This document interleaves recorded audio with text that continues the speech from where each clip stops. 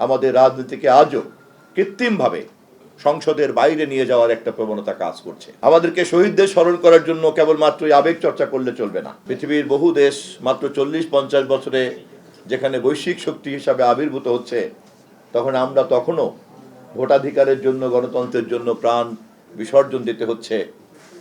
এবং সবচেয়ে দুঃখজনক হচ্ছে যে রাজনৈতিক দলগুলিরই কোনো মহল এই ফেসিবাদের দায়িত্ব গ্রহণ করেছিলেন। আমাদেরকে এই সংগ্রামের বিনিময়ে অর্জিত যে ভোটাধিকার, সেই ভোটাধিকারের মধ্য দিয়ে জনগণ তার ম্যান্ডেট তৈরি করেছে। সেই ম্যান্ডেট আমাদের নেতা তারেক রহমানের পক্ষে।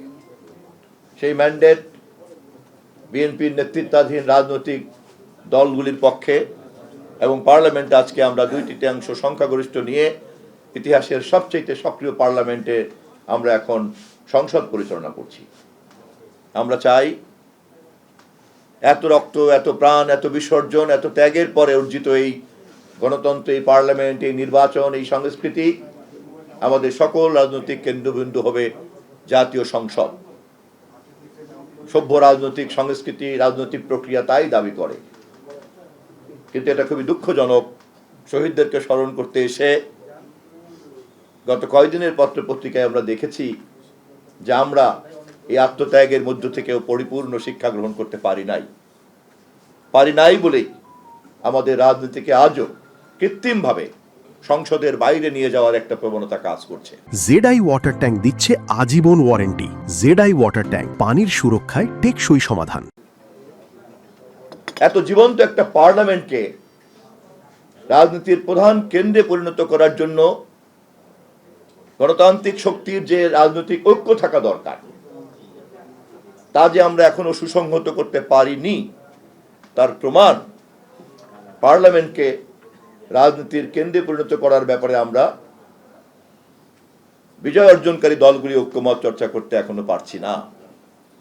শুধু তাই নয়, সামাজিক মাধ্যমে যেহেতু পার্লামেন্ট রাজপথের পাশাপাশি সবচেয়ে বড় যুদ্ধক্ষেত্রে পরিণত হয়েছে, সেখানেও যদি আমরা খুব সচেতনভাবে তদারক করি, নজর দিয়ে রাখি, তাহলে দেখতে পাব সাধারণ মূল্যবোধ সংস্কৃতির যে মাত্রা, তা অতিক্রম করে একটা অশ্লীলতা চর্চা করার কাজ চলছে।